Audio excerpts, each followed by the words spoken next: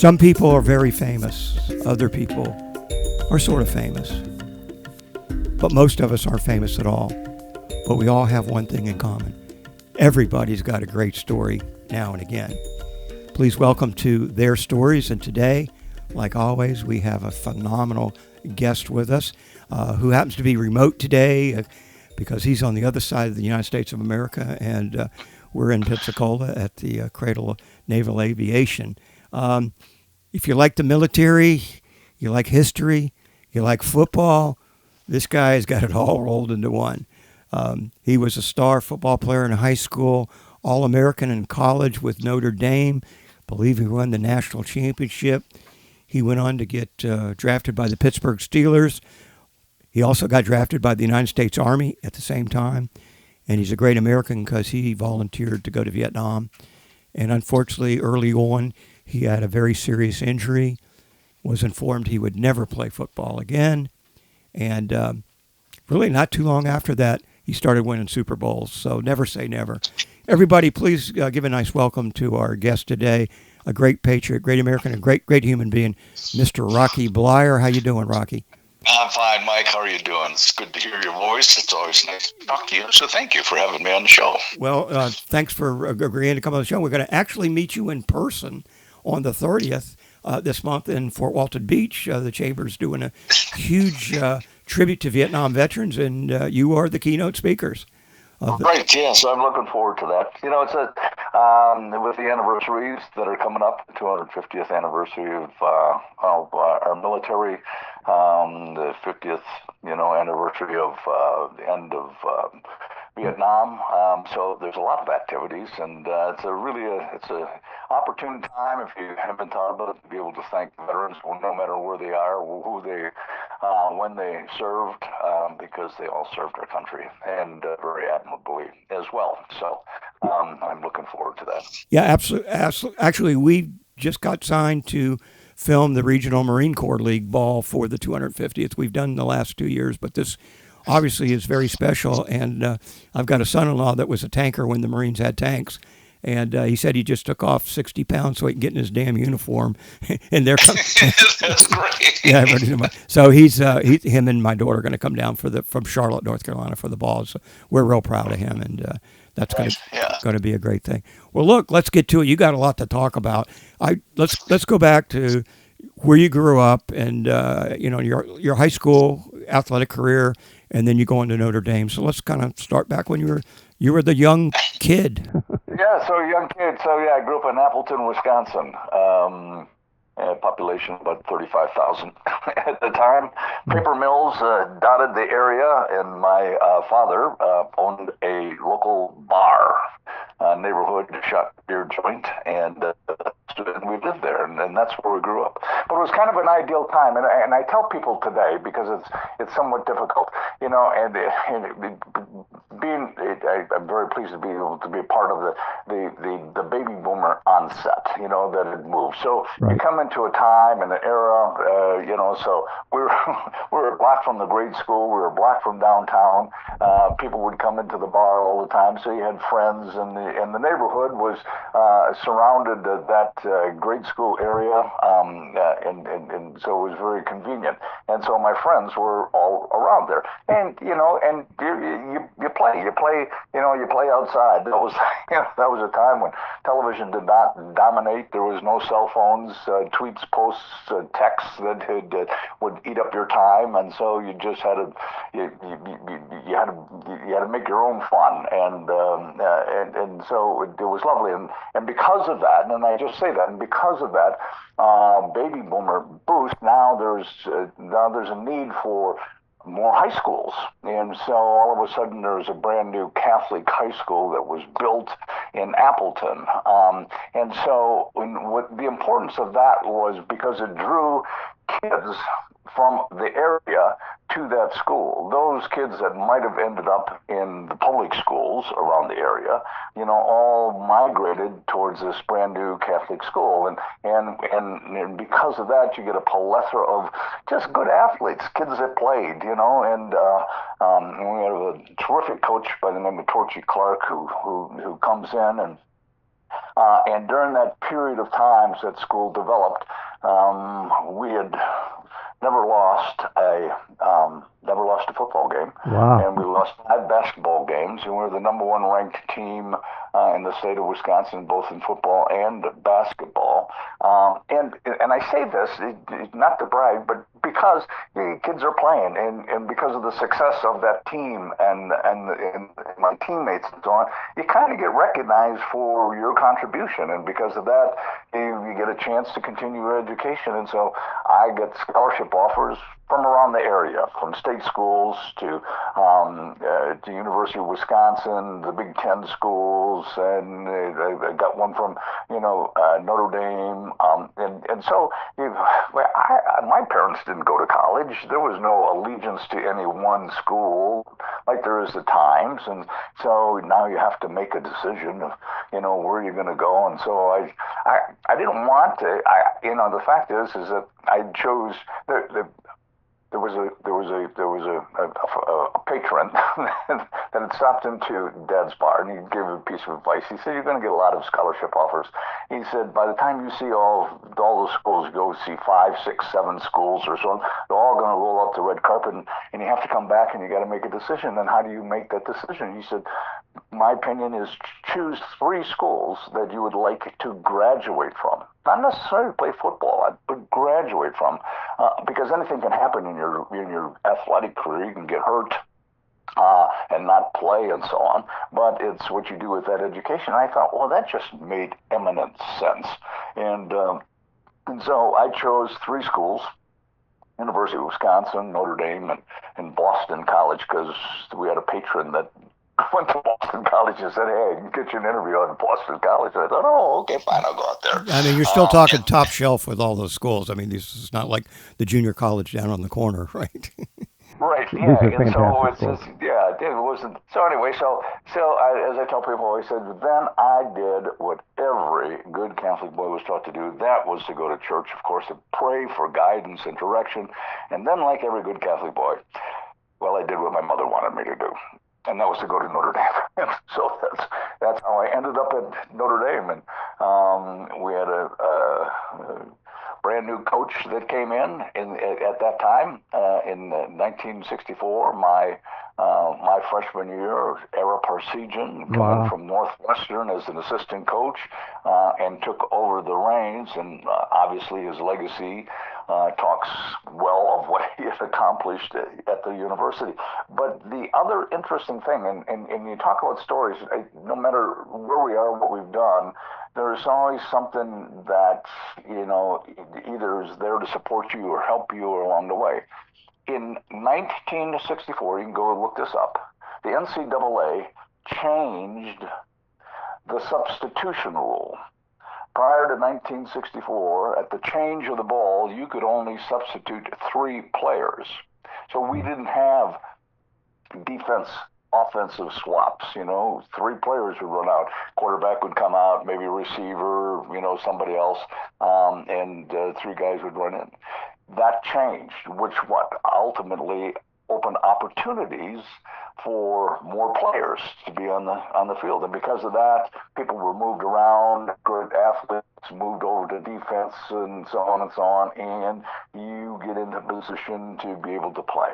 Now, the second thing, and this happens, is that new coaches, his recruiting class becomes his class. I was the first class, and all my teammates were his class. So if you were not a starter, and another caveat here was that freshmen did not play, so you got the chance to play by your sophomore year. So if you were a sophomore and you weren't a starter, you were automatically a backup. So we had an all sophomore backfield that was and so you got a chance to play. We played well. We got a chance to play in the 3rd, 4th quarter. The senior running back who was ahead of me got hurt the last couple games, and so I got a chance to at least start in those games. And just being at the right place at the right time. And so we come back the following year, and we win a national championship in 1966. And we got a plethora of great players Terry Hanratty was a young quarterback. Jim Seymour was a receiver for us, and Alan Page was playing for us, and so we had just and all of a sudden, because of that success, you get kind of recognized for your contribution, to a team, and because of that, the NFL draft comes. Unlike today, and so let's just put this in it. Unlike today, it was not as demonstrated. It wasn't on television, and so on. I'd get a couple letters in the mail. If we draft you, would you play for us? What are they going to write? No. Of course you go yes. I wondered how that works. Yeah. That's right. And it was a form letter, and they kind of sent it back, and so the draft. I remember the draft was taking place, and so I wasn't expecting to be, like a number one pick or any of that kind of stuff. That was not. And so I finally. We were out to dinner. My roommate and myself, with a couple of my teammates, we were over at a Notre Dame supporting a family that lived in South Bend, and so they had us over for dinner. And so we were having dinner, and we were having a couple of libations after dinner, and the news came on in the NFL draft today. So-and-so from Indiana was drafted, so-and-so from Indiana State was drafted, and Notre Dame's captain, Bob Rocky Bleier, drafted number 16th by the Pittsburgh Steelers. There was applause with all my friends standing there. This is the first time you're hearing this, or you're watching on TV. That's right, this is the first time I'm hearing this. And they go, hey, congratulations. Anyway, so what are we going to do for spring break? Are we going to Florida or aren't we going to Florida? Are you going home? What's the... Yeah, like they passed right over it. That was the extent. Yeah, a moment of greatness goes down the drain, right, with your friends. Right, that's it. That was it. And so that was it. And so just as a matter of fact, as the little story goes, and how is that I got a call from a local businessman in South Bend who negotiated contracts for Notre Dame players who got drafted in the NFL for nothing. He just liked the fact that you would sign a picture, say thanks for the contract and so on. Gotcha. And so I was, and so anyway, he called. He said, "Can I be your agent?" Yeah, I didn't have an agent. I go, yeah, that'd be fine. Thank you. And so he talks to the Steelers, and he comes back, and he goes, okay, fine. Here, I got you. This is the deal I got you. You've got a $500 signing bonus. Wow. $12,500 for the first year, and $13,000 for the second year, 2-year contract, and another $500 if you make the team. Oh, okay. I go, well, okay. I guess that was it. Yeah. So I went in, and I ran into Era, and Era said to me, he said, did so-and-so call you about the contract? And I said, yeah. And I said, what did he get you? And I explained to him what he got to me. He became irritated. The minimum was $12,000. Right. Okay. Right at that time. And so he goes, because from Era's point of view is that whether you're the first round draft choice, or at that time there were 17 rounds, or the 17th round draft choice, and you made the team, shouldn't your, money be somewhere in the middle? I mean, guys who didn't make the team, who got contracts before that, blah, blah, blah kind of stuff. And so he got on the phone and he renegotiated my contract. Wow.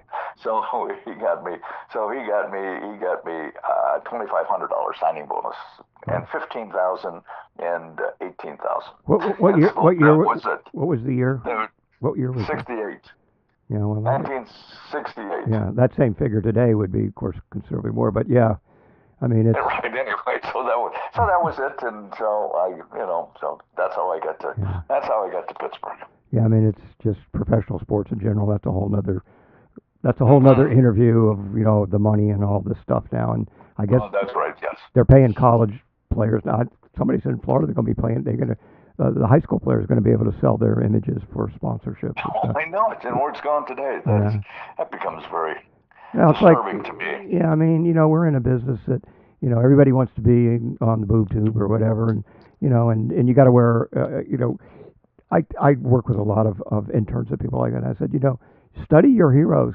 They don't just do one thing; they're doing multiple things in the industry. So I said, because if you want to make a living at it, if one thing falls through, then you're done. But I said they do multiple different things. If they're a good singer, they're probably a good dancer. They might be a good actor. They may do plays, or they may be a writer.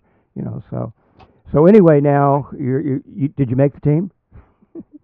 I made the team, yes. So I made the team. And It's, some, and so I made the team, which was very exciting, obviously, and to be able to play. But it was.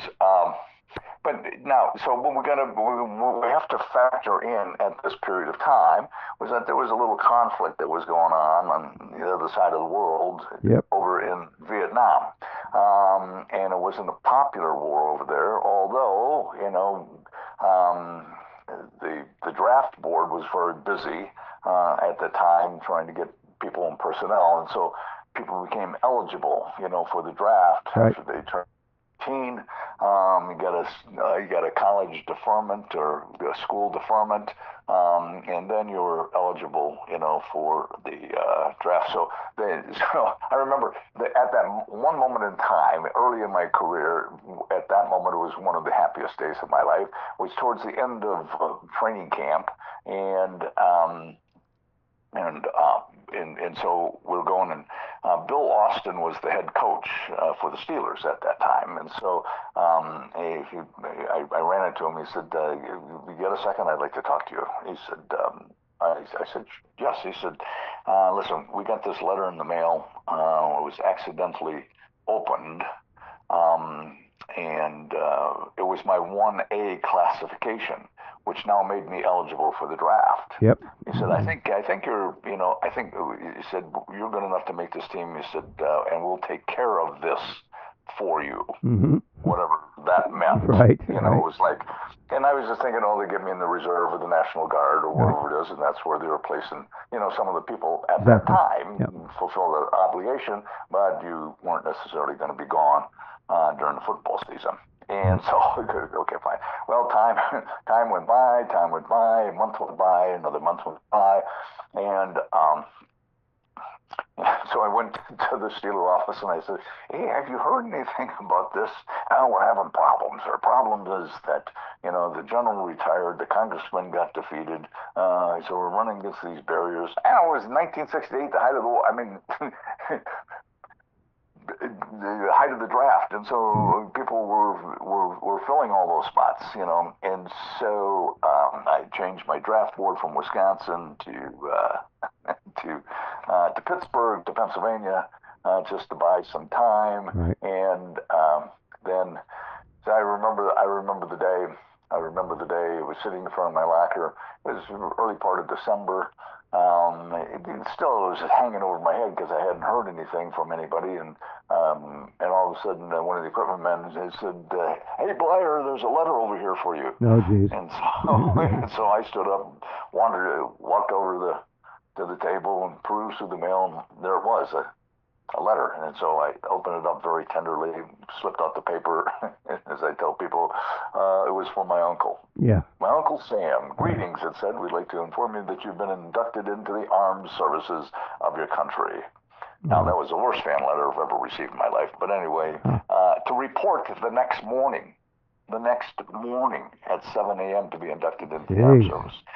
So it didn't give me a whole lot of chance or time to mourn. I just had to get my stuff together, call my parents and pack up, and said, "I'm off," and off I went. Huh. My brother was an athlete, but in fact we were both enrolled into Georgia Military Academy as kids in elementary. I mean, I was put in there at first grade. I was a boarder, and then you're standing out in the rain and the snow at Reveille at 6 in the morning. They don't care that you're 6 years old. You better stand at attention, or else. But he helped me through. He was kind of my hero, but also came from a family of pilots. He was a lifelong pilot, and so was my dad. But my brother was one of these kids at like 12 years old. He hitchhiked to the local private airport and helped guys fuel up, and just did volunteer work. And eventually got his solo, and then at 15, I think he became a private. At 18, he became a commercial-rated pilot, multi-engine, had well over 1,000 hours. Well, we were from Atlanta, and lots of friends work with Delta and Eastern, and a very good friend of our family was the chief pilot at Eastern. And my brother, as kids, I would go, you could ask me today, they go, Mike, what are you going to be when you grow up? Oh, I'm going to be a fireman. And then the next week, oh, I'm going to be a professional golfer. And the next week, my brother would look you right in the eye from about 10 years old and on. I am going to be a pilot for Eastern Airlines, period. And I mean, like, what? This kid's really weird. But he got the interview. Actually, he was too short by a half an inch. And our friend Dick Bomar, who was a fighter pilot in World War II, an ace, sent him down to a chiropractor, and they actually put him on a rack, and they stretched him. And he ran back to the interview, and he said, well, you passed the height. Now you got another problem. We're short of pilots because of Vietnam. But if we hire you now, we start, and they were flying the Electras. I don't know if you remember, the prop jet Electras was like a bus service from Boston to D.C. and to New York. And all it was like, I think it was $12 you paid cash to the flight attendant when you got on the plane. And they needed pilots for that. And that's where you'd start. Well, he was all of 19 years old, just about 20. Wow. Yeah. They said, we're not going to spend all this money and time training you for the next, and he would be an easy train because he was already multi-rated, instructor rated, I mean, just way advanced for his age. They said, so you got to go join the military. We want you to go join the reserves, put in your 6 months, and then we'll let you have time off when you have to go to summer camp and all that. My brother we were both kind of daredevils. He was crazy. Yeah. He goes down and signs up for the Airborne Marines. I'm like, why don't you sign up for like a desk job? If you break your neck or your legs, it could be over for you as a pilot. Oh no, man! And the first jump he had, he tangled up with his partner coming down with the static lines. Yeah, but he did it, came back, and the rest is history. And I don't think he's ever gotten over the fact that Eastern Airlines, bit the dust. That's a guy named Frank Lorenzo, but he worked for Frank Borman for many years. It was wonderful. But it was the same situation. They were in a business, and I'm sure in the NFL, they're losing players. Well, these guys are losing pilots. And, of course, all those guys, when they got out, they got airline jobs, after that. But you had some pretty young kids flying planes during that period. So, anyway, Yeah, you did. You're like my brother. You volunteered for Vietnam, I hear. well, I think it was. I don't think there was much of a choice. Right. You're going. At that time. Yeah. So, And I also heard that you didn't have like a little cook's job. You were like a hand grenade launcher kind of guy. right. Yeah. So I mean, you get your orders, and obviously it was the majority of people were going to Vietnam at that time, and so it was. And I got into the country in May of 16. Wait, I got to interrupt you though. Let's back up a little bit. Okay. I understand that you had a great relationship with the Rooney family and the old man. Oh. And what did they tell you? So the Rooney family, it wasn't, and I should say this. Well, that comes later. Okay. So the Rooney family was a great. I mean, they were a great family, right. et cetera. And so their input for my career really came in later when I came back. Okay. And, all right. Okay. So I'm getting so that's. I got it. Not to take anything away from them at this point in time. Okay. So I got drafted. Boom. So I had to go, and so I went. I went through basic training and AIT training, so on, and then got my orders and ended up over in Vietnam. But the process, and I tell people, I said, you kind of understand you're in the military at that moment in time, and so you get drafted, and so I got drafted in December, early part of December 3rd or so, and by the time you get down to basic, you go through basic training, or you get prep to go into basic training. So we're 1 week into basic training, and it's Christmas. So I get a leave. Right. So I get to leave. I leave basic training, and I hitchhiked back to Wisconsin, see my folks, and then I came back again and finished basic, and I got another leave after basic, Right. and then went home again, and then came back to did AIT, and then got another leave before when I got my orders.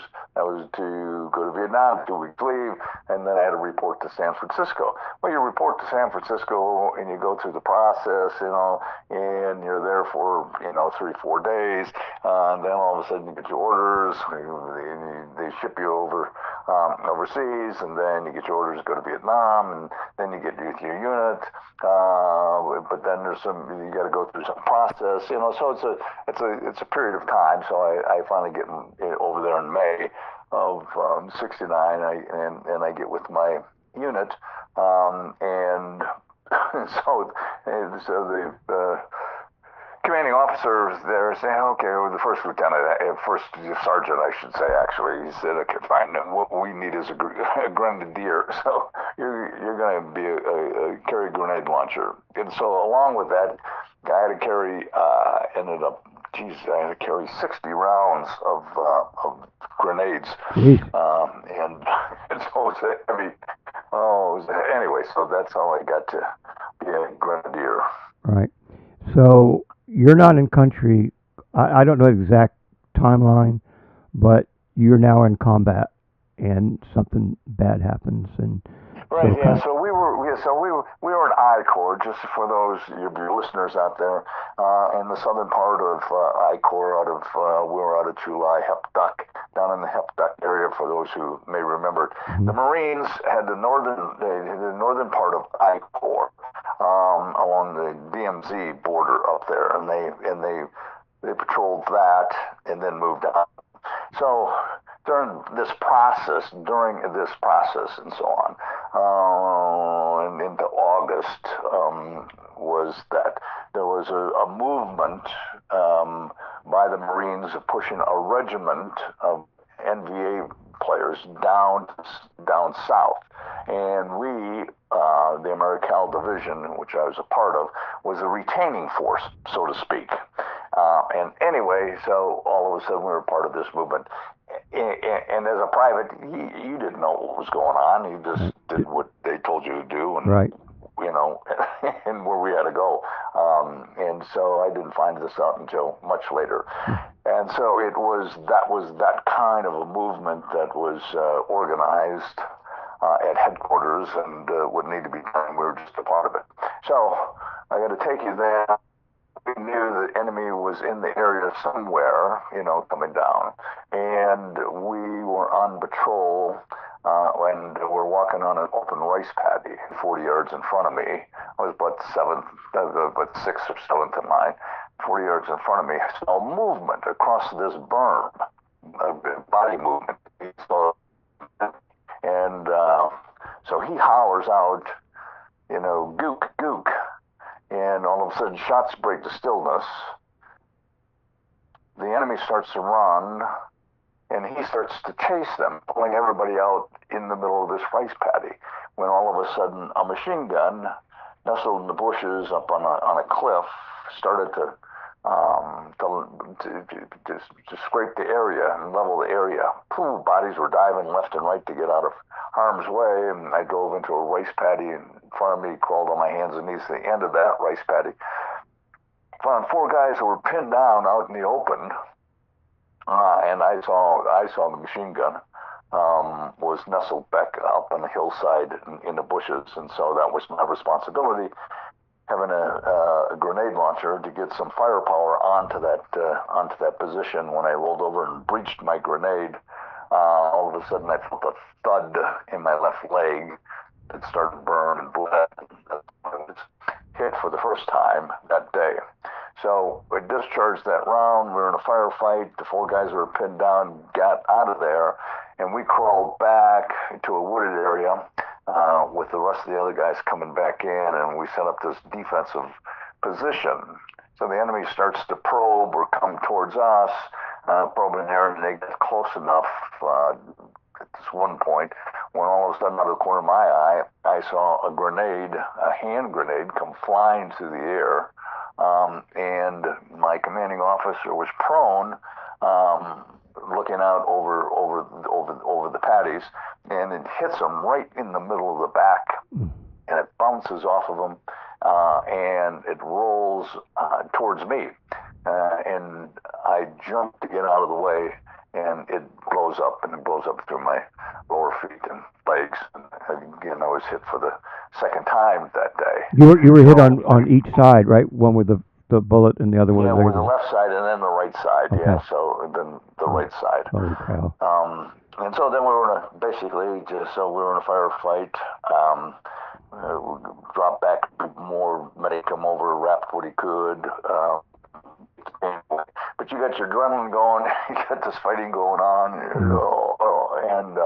and you can't, I can't walk or run. And so now they got to drag me out of there as we leave that area. We get some gunships that came in and helped us out. So then they carried me through the evening. Basically, they dragged me on a poncho liner as they best possibly can through the woods and so on. We're heading back to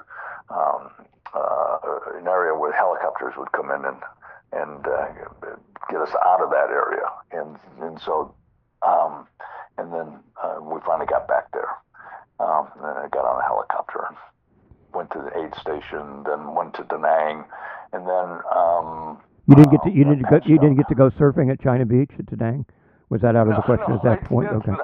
All right. I was waiting for it, but not yet. Oh, I heard a story that you were that was you're going to be your first in country on R&R was going to be China Beach, and you were an inland boy going to go surfing. That's right. And so then I ended up in Tokyo in the hospital. So I was in the hospital in Tokyo. And so prior to that, you got a morphine drip, and you can't do anything until they get the infection out of the way. You get so anyway, so it was when I was in Tokyo a couple weeks, I got a postcard from the Steelers, so a postcard from Mr. Rooney, actually. Right. And it said, now we could talk about the Rooneys, okay. Right, yes. So it says on it, Rock, the team's not doing well. We need you. Wow. Art Rooney. And so, and one of the things, just, from your listener's point of view, just put that into perspective, obviously, was, very warm to be able to receive that from him, and it finally got to me, however that was. But that was the kind of person he was. It was a postcard because that's what he sent. He carried those 2-cent postcards that you could buy at the time. Right. And like us today, who get a phone and you text somebody, hey, it was great having dinner with you. Thanks for the lunch or whatever it might be. Yeah. He would write a postcard and send it in the mail to you. And that was his way of, of instant communication and being in touch with a lot of people. Okay. Also, it was came at the right time, but that was the kind of family they were. So, that you took the words right out of my mouth. I was going to say, it almost appears there's certain coaches out there, certain people. I've been a coach to musicians and people like that said, I may not be the greatest bass player in the world, but I'm good, but I can take a good guitar player and make him great. For some reason, I just have that. I could get it out of there, and they tell me that, So it's like that's awesome. And how long did you stay in the hospital in Japan? Well, so then I was in the hospital in Japan for another. I finished a month there, so it was 2 weeks. I got another 2 weeks. I was there, and then I got shipped back to the States. I went to Fort Riley, Kansas, to the Army hospital at Fort Riley, Kansas, and so I was there. And before I got out of the service, and I spent the rest of my time there at Fort Riley, Kansas. I got you. And then you were discharged? Yeah, and then I was discharged. I was discharged because of the injuries that I had sustained, and it wasn't as if I could, go to reserve or National Guard and Right. so on and so on and so on. So what did they tell you about you? But it gave me a chance. So I was there. I was at Fort Riley, Kansas, and it was one of those. I was an outpatient. Basically. So things had to heal. They don't heal overnight. Then they had to keep an eye on it, and so I had to get a job. Huh. I was appointed to a job at Fort Riley, Kansas, and the job was in plans, operation, and training, and so it was an office. So it was an office. Everybody who came to Fort Riley, Kansas, had a process through, whether you're an officer or whether you're an enlisted man. They all had a process through this office, and so we had to do all the paperwork, for that. But I had to be there at 7 o'clock. I got down to 3 o'clock, and so it gave me an opportunity to, start working out again, and so because I thought I knew I could get. Since I got drafted in December, I could get a 3-month early out of the service if I was on combat active duty, and so which I was. So that gets me out maybe in September, and I could go back to my employer, or my employer had to, give me an opportunity to come back. And so in the back of my mind, I was thinking, okay, fine. When I get out of the service, the SEALs are going to have to give me a shot or give me an opportunity. And so on, and so that was my plan. So I was trying to work out as best I possibly could, get this body back in shape. I'd go to the gym in the afternoon, run in the morning as I best possibly could, and hopefully, in playing sports. But like all of, so on to the listeners, like playing sports, there are some things you learn. Actually, it's something we learned growing up, no matter what we are, who we do, is that we have bumps and bruises, so your kids come in and they scraped their knee, they twisted their ankle, they stubbed their finger, they fell on their elbow, they cry, they want some tender loving care, put some analgesic on it or put a pad on it. Yeah, but back then you had to walk it off. Mom and Dad, just walk it off, give it a kiss, and then and so then you're back out playing the next day. Right. So it was that kind of a mentality. Right. And so I started, to work out again, and I'd get up early in the morning, because the idea was, okay, maybe I can go back, and that was my goal, and so there was nothing else I was doing, and. So then I ran into, and so this was now getting to be like July, August, and unbeknownst to me, so I'm talking to this sergeant, and so he said, "Hey, did you know that you can get an early out?" I said, "Wait, no, what do you mean?" He said, "Yeah, you can get if you're on combat active duty." And the law changed. You can get a 5-month early out. Oh. I said, "You're kidding me." He said, "No." I said, "So when can I get up?" "Tomorrow." I said, "What?" Huh. "Tomorrow? Yeah, here, you got to get this sign." Right. And so I go, "Oh, okay, fine." Anyway, make a long story short, I go back to my commanding officer and tell him the sad story, blah, blah, blah. "Can you give me the release?" And he said, "Well, let me see your file." Okay, so I went and got the file, went back, he goes through. He said, "Was this the last time I saw you?" Which was like in April, which was probably April or March or April. And I said, "Yeah." He said, "Did I tell you like when I should see you again?" I said, "No." And he goes, "Oh, okay, fine." He signed my release, obviously. And so I go back to the training camp. Now, I tell you that story because I go back to training camp, and the training camp takes its toll. It beats me up. It's 2-a-days. And so, so I'm limping at the time and so on. And eventually, Chuck Knoll does what he has to do, and he releases me at the end of training camp, and he says, go home, do what's necessary, get yourself, back in shape. And we invite you to come back next year.